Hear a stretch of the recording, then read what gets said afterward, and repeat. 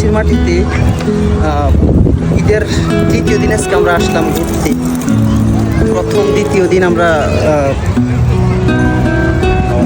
ভোজন বিলাসে ছিলাম, খাওয়া দাওয়া, তারপরে রুমের ভিতরে আড্ডা, লুডু খেলা, ক্যারাম খেলা সব কিছু নিয়ে ছিলাম। তো আজকে আসলাম ঘুরতে মালয়েশিয়া ক্যাম্পং তামান মেট্রোপলিটন। তো এখানকার ভিউ আসলে অসাধারণ।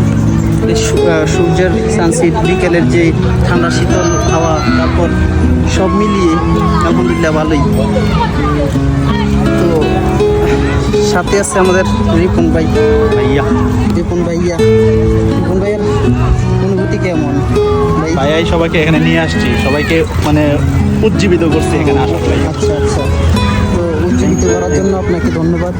আসলে জায়গাটা সুন্দর, এই যে এখনকার পরিবেশ, তারপর হ্যাঁ বাচ্চা কাচ্চা, এই যে কিউট বাচ্চারা।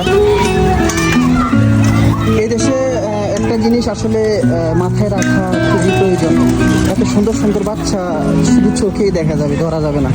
মালয়েশিয়াতে একটা নিয়ম আছে, যার তার বাচ্চা ধরা যাবে না এবং কি আদর করা যাবে না। তাদের বাচ্চা ধরার কারণে আপনার জেল জরিমানা হইতে পারে। কিছুদিন আগে এরকম হয়েছিল, আমাদের বাংলাদেশি ভাই প্রায় 35,000 টাকা জরিমানা দিচ্ছে এবং কি 1.5 মাসের জেল হয়েছে। আবার সাথে মালয়েশিয়ার প্রচলিত যে রতান ঢান্ডার বাড়ি, কি বলে, পশ্চাৎ দেশে খুবই ভয়ঙ্কর।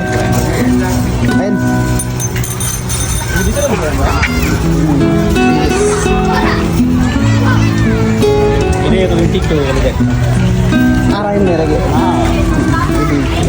না খুঁজলাম আমি।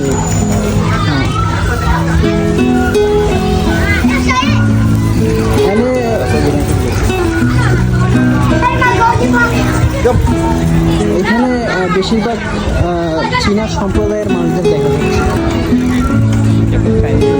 চাইনিজ বেশি।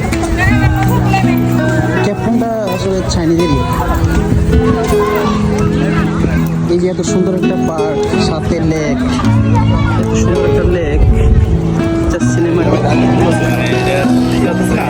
উপর দিয়ে একটা ব্রিজগুলো এটার ভিতরে আছে, এই পাশে মাথা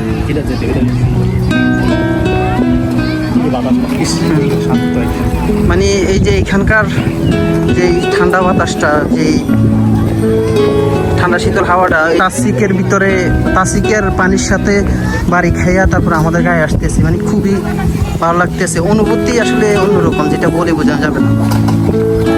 একদম যেটা এয়ারকন এসির হাওয়ারে বলবে যে পিছিয়ে থাকো তুমি। হ্যাঁ, এত ঠান্ডা বাতাস।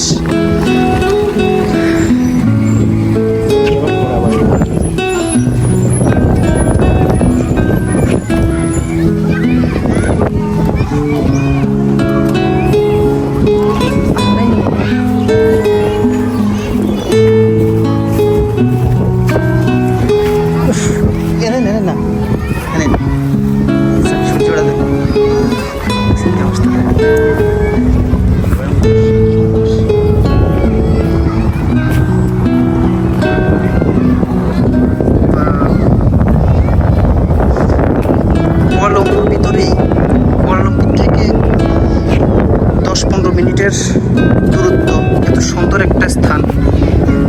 যদিও এর পাশেই থাকি, এর আগে তেমন আসা হয় নাই, শুধু টিকটকে, ইউটিউবে ভিডিও দেখছিলাম।